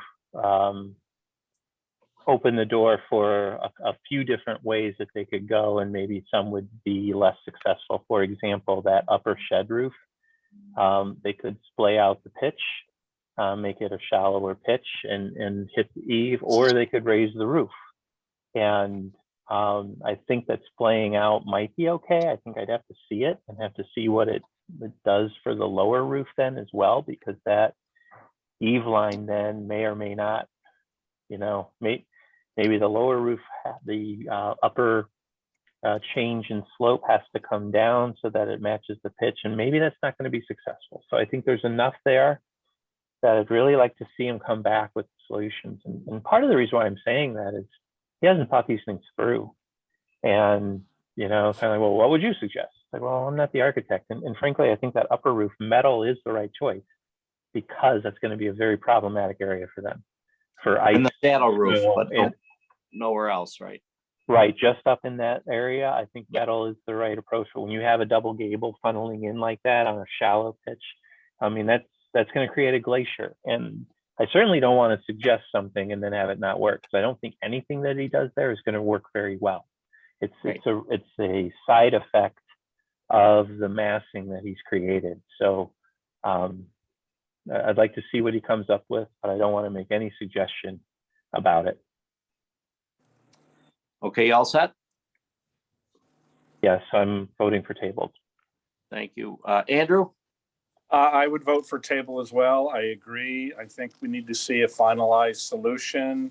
I don't see this as a major change. I'm fine with the windows and the commentary that we had and Jack's response to this, but I do want to see what that upper roof solution would be. Okay, thank you. Brian? I was okay with it. I think raising the, Andrew had mentioned before about raising the roof up to eliminate that area, and I thought that was good. So I'd be okay if we made that a condition. Okay. All right, I'm okay as presented. And if you guys feel that there should be some conditions, let's get them outlined. Or does anyone else want to rethink the tabling?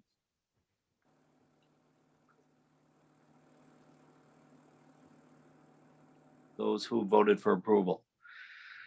So I guess it's approved as presented. Well, approved with conditions. Yep. So.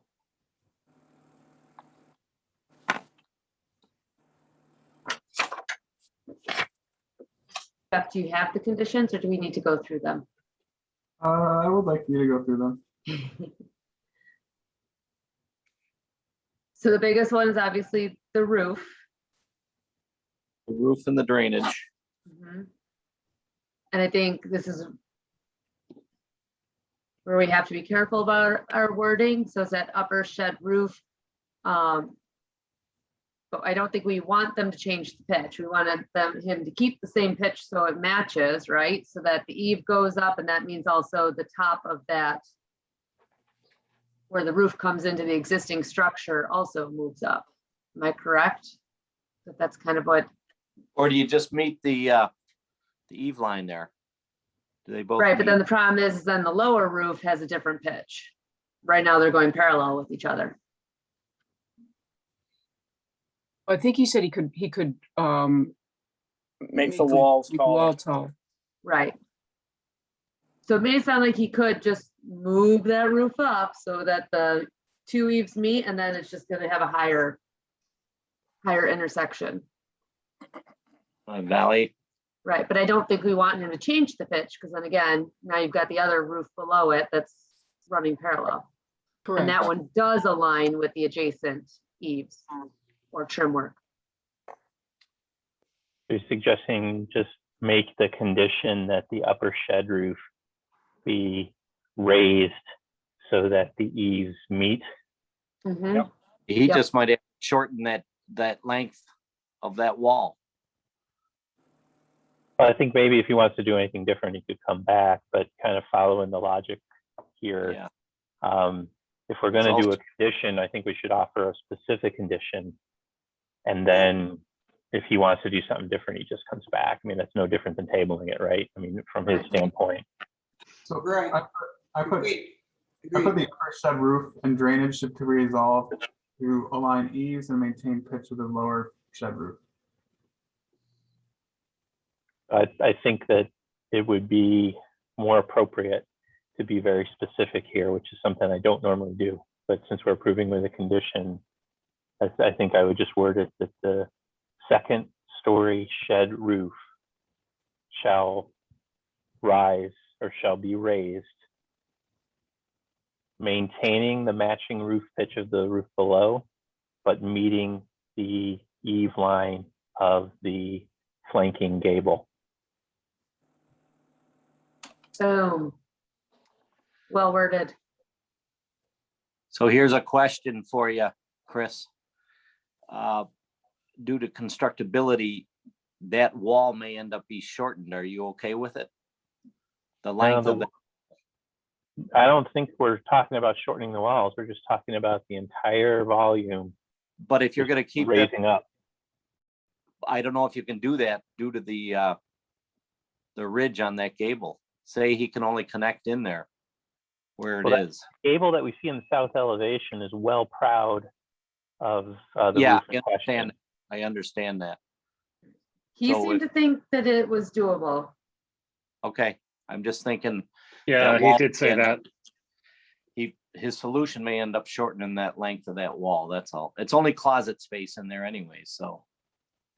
Yeah, I guess I'm not following what that would be, but I am suggesting to be specific I mean, if we leave it open, you're leaving it open to any number of different solutions that would qualify. Now, I generally, I don't know this architect very well. I think a lot of the people on the board might know him a lot better than I do. I would have a certain level of confidence, but I don't know. I'm still coming from a point where I think tabling would alleviate that concern. I'd say most of the stuff that he's had come through in the past years has been pretty solid. So he's not one to usually leave something on the table, so to speak. Right. And yeah, he's usually well thought out, but it may be a longer thought process. So Yeah. it's not unusual that all the details aren't ironed out before he gets in front of us. Yeah. So everyone good with the conditions stated? Yes. And then the windows. Yep. The windows Window- have to be taken care of. And drainage and you know, your troughs and gutters, downspouts. What's the window one? The extra mullions in the bottom. Okay. Am I right, Casey? Correct. Yep. Okay. That was the east elevation, right? We wanted to do divided lights on the lower panes of the east elevation windows And north. and north. Okay, They've all got that right. one upper window. Well, yeah, okay.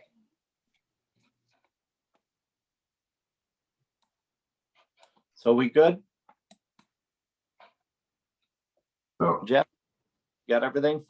That's Well, east this- and north, Jeff, elevations for the windows. okay, are you talking about how this one's like a grid of 9 and these ones are a grid of 6? I think the grid is 6 for the upper windows, correct? Yeah. Looks that way. Yep. I mean, there is a grid of 4 as well. Yeah, I with the wouldn't get small window. specific. Yeah, I mean, honestly. Yeah, I think you understood it. Okay. You could just say add grids to lower sashes of double hung windows. Yeah. Oh, you're making them do it on the garage as well? The ones that are existing? Yeah, he said he'd cover The them. new windows, I thought was what wasn't that the concern that some of the new double hung windows don't have the grids in the lower sash? Right.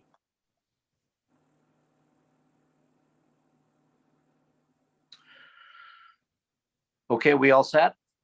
I think so. So these ones don't have the grids below them, but these are okay. Let's get them all to match. Okay. I would suggest all of them match. Okay. That works. So next is 3AR-2-21.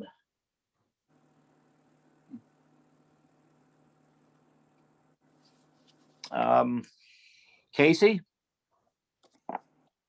So it sounded like as the discussion went on, that this would probably end up being I'd be okay with tabling it, because it sounded like there was a lot more they need to figure out. Okay, I agree. Fran? I agree as well to table it. Mary? I was absent during this presentation, so I have to abstain. Okay. Chris? I support tabling as well. Andrew? Yes, table. Brian? Yes, tabling would be the correct thing to do. Okay, and I agree. So tabled as presented. Can I ask you guys why you tabled it, just so I won't be a dunce next time? There's a lot of issues with the circulation around the doors, the first doors. And I think it's a big concern, and the eaves are low. Anyone else have anything else to add? Should we give them a list? Because there was also some hemming and hawing about what that upper window was going to be. And he said, I'm pretty sure it's just going to be a scaled up version of what's over the entry door. I think they should just come back. We give them a list, and I think we limit ourselves. Yeah, that's true. Yeah, yep. So Yeah. door number 1, door number 2, and door number 3. Yeah. That's the slogan for this one. Yeah.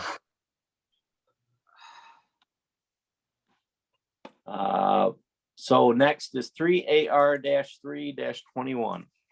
Can we go back? So our main issue is the eave height next to the garage and then the removal of the door from the side of the garage, correct. man door. I think Chris brought up the fact, does it meet code or not? The design of the garage. Right. Yep. So when they go to talk to Patty, so to be fair, I know that there is a code requirement. I don't know if it applies to the specific condition. I think it does. I mean, where I dealt with it was a detached garage. And so there was absolutely nothing that was resisting that front from doing this, right? So I think they need to work that out. But also, aside from that, aesthetically and functionally, that door does not function, is not appropriate there. There's just way too much door and not enough meat to that wall visually. Yeah. And we also want to define a garage door. Right. They Yeah. need to Yes. define- Yep. I mean, should we at least say lights, lights are required in the door, just so they have their starting point? It sounds like that was the direction they were going. I'm Yeah. curious if we don't give them kind of a specific, they seem a little less prepared than what we normally expect. And ordinarily, like, it's quite common for them to have a cut sheet of the door or to have the door actually selected and drawn. Right. In this particular application, maybe a plain door with some lights would be just fine, but maybe something a little more kitschy would not be appropriate. I don't know. You're talking the overhead garage door, right? Right. I mean, it's 18 foot. It's already a pretty big door, right? Massive.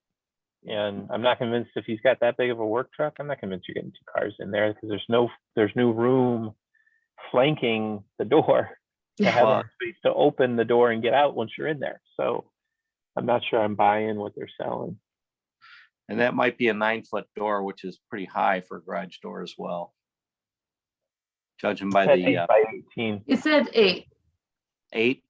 Yeah. By 18 wide. So Yeah, they could come back and say that, with the door taken out of there, now it's 2 doors and 2 garage doors instead of 1. Maybe that makes more sense. Who knows? Yeah. So I agree on the tabling. Maybe we just say they need to figure out their circulation pattern with the front door, middle door, and the man door, person door, and then define their garage door. I mean, do we say remove/relocate door at front of garage? Because it sounded like that was an absolute no. Yeah, just well, it is if they keep those proportions, but I don't see any situation where that becomes palatable because of the 3 doors in rapid fire succession. Yeah. So we're all set? Yep. Okay, everyone agreed on the table. Next is 3AR-3-21, 85 Council Rock Road.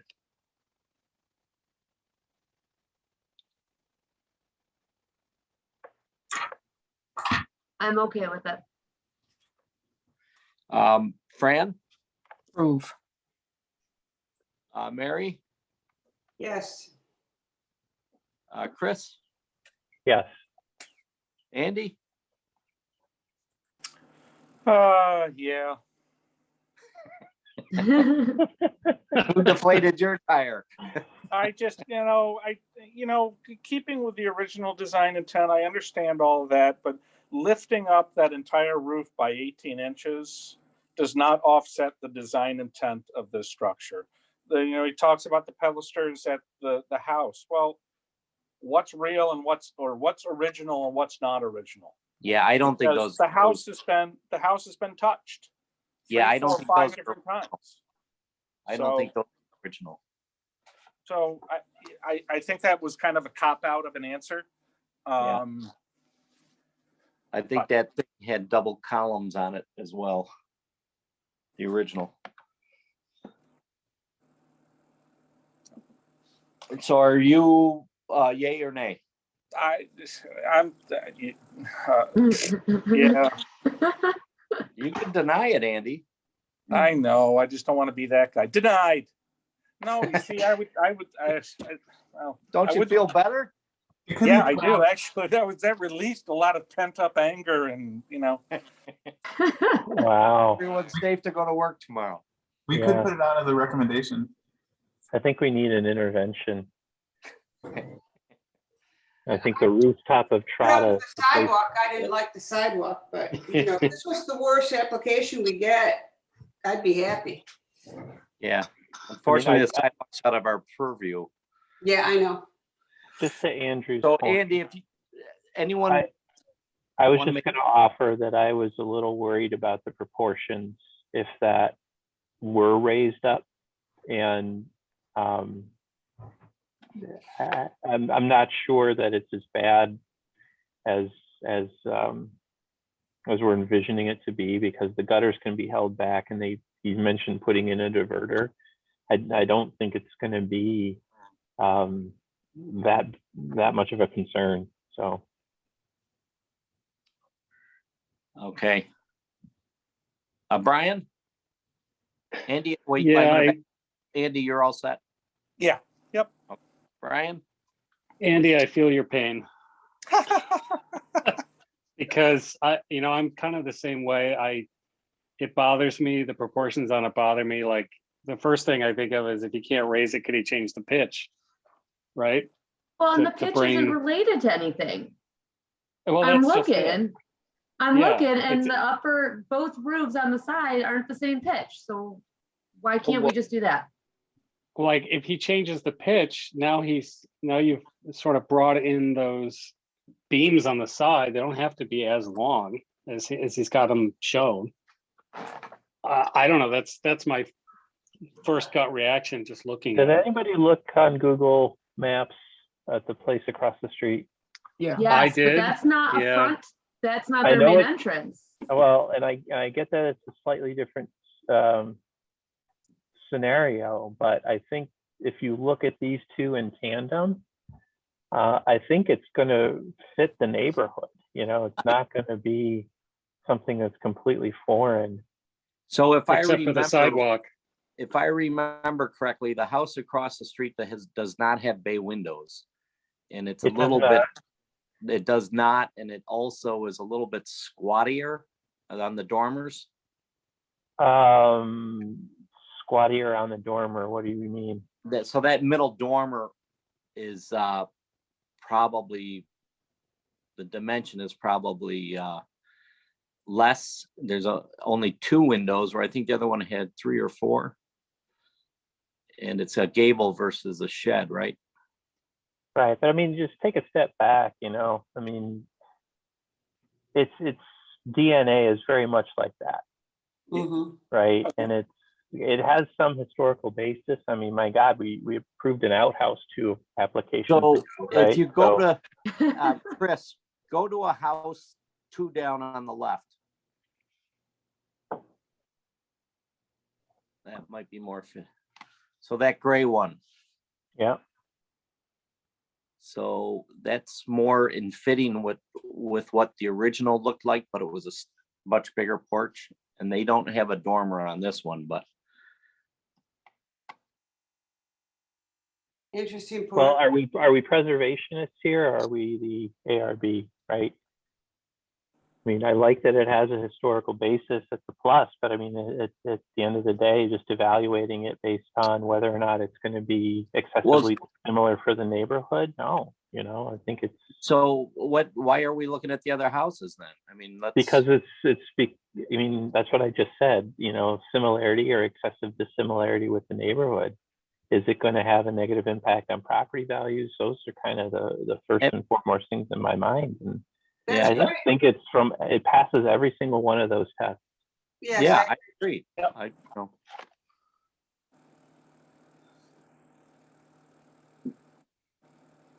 So, Brian, you're all set, right? Yeah. I mean, I'd approve it. It's, I think it'd be nice if they raised the pitch of that. I think it'd look better. But I think we can live with it.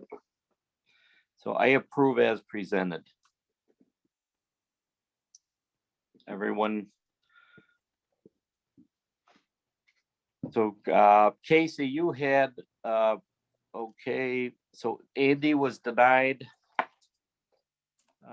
Chris, you were proportion? No, I was approved as presented. Okay. And Brian, you were denied and then came back, right? Yeah, I mean, it's fine. I mean, it's just semantics. So it's approved as presented based on all variances getting approved. Yeah. All right, I think that's, Quick question, are the piers in a part of our review or not? Because he did say that changed. I think he's taken one out and he's trying to get a variance on the other, right? It sounded like I that, don't, yeah. I don't think he's gonna really need a variance for that. And they were gonna do a wood privacy fence down the driveway. Yeah. From the pier back to the garage. But that's a different beast. But I guess my question is especially the pier that's essentially attached to or adjacent to the house, if that one's the one getting removed, do we need to mention that? Because then theoretically, you can't remove it if we approved it.